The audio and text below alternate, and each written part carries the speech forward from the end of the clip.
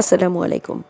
কাঁচা আমের ঘাটা, টক বা চাটনি যাই বলেন না কেন খেতে কিন্তু দারুণ লাগে। আবার তৈরি করতেও খুব বেশি একটা ঝামেলা পোহাতে হয় না। চলুন ঠিক এরকমই একটা রেসিপি ঝটপট শেয়ার করে নিই।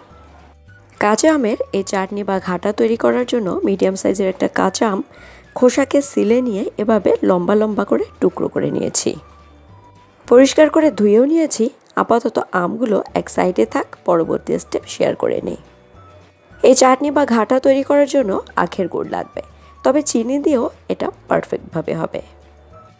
এর পরিমাণটা হলো আপনি যে আমটা নিয়েছেন এটা কতটুকু টক বা আপনি মিষ্টি কতটুকু খাবেন এটার উপর নির্ভর করে। আমি গুড়গুলোকে পাতলাভাবে কেটে নিয়েছি, নিয়ে পানি দিয়ে ভিজিয়ে রাখছি, পরে ছেঁকে তারপর ব্যবহার করব। গুড় গলে গেলে রান্নার পাত্রে সেঁকে নিয়েছি, সাথে পরিমাণ মতো আরও কিছুটা পানি অ্যাড করে দিয়েছি। চুলাও অন করে দিয়েছি, সামান্য পরিমাণ লবণ অ্যাড করে দিলাম যাতে করে মিষ্টি ও টকের ব্যালেন্সটা ঠিক থাকে। এখন এই পানিতে জাল ওঠা পর্যন্ত অপেক্ষা করছি। চুলার আঁচ মিডিয়াম করা আছে। এখন আমের টুকরোগুলোকে দিয়ে দিচ্ছি। আচ্ছা, এ ফাঁকে একটু এই পানির পরিমাণের কথাটা বলি। এই চাটনি বা ঘাটা একটু পানি পানি হবে।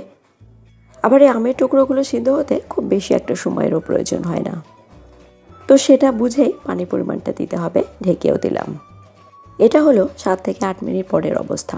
মাঝে মাঝে একটু নেড়ে চেড়েও দিলাম। এ পর্যায়ে আম সিদ্ধও হয়ে গেছে। সুবিধার জন্য একটু কাঁটা চামচ দিয়ে চেক করে নিব। আমের এই চাটনি বা ঘাটা রেসিপিতে আম একদম গলে যাবে না। দেখতেই পাচ্ছেন একদম পারফেক্ট সিদ্ধ হয়ে গেছে। এখন এটাকে একটা সাইডে রেখে অন্য পর্যায়ে চলে যাচ্ছি। এবার আমকে তেলে দেওয়ার পালা। এজন্য পর্যাপ্ত পরিমাণ তেল নিয়েছি, সরিষার তেল। সরিষার তেল দিয়ে স্বাদটা বেশি ভালো আসবে। 2টা শুকনো মরিচ মাঝখান থেকে ফেলে দিয়ে দিয়েছি। কালো সরিষা ব্যবহার করলাম প্রায় 1 চা চামচ পরিমাণ।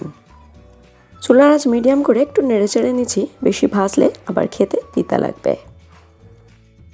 এ পর্যায়ে এসে তুলে রাখা আমগুলোকে দিয়ে দিচ্ছি। এবার চুলার আঁচকে মিডিয়ামের থেকেও বাড়িয়ে দেব।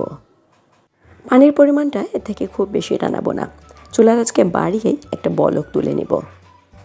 এই গরমে টক মিষ্টি এরকম রেসিপি মেনুতে থাকলে আর কি চাই বলুন। খেয়াল করলেন তো টক মিষ্টি এই রেসিপিটা করতে কতটা কম সময় লাগলো, অথচ খেতেও অসাধারণ মজাদার। অবশ্যই বাসায় রেসিপিটি ট্রাই করবেন। কেমন লাগলো আমাকে জানাবেন। আগামী দিনে নতুন রেসিপি দেখার আমন্ত্রণ রইল। সবাই খুব ভালো থাকবেন, আমার জন্য দোয়া করবেন। আল্লাহ হাফেজ। আসসালামু আলাইকুম।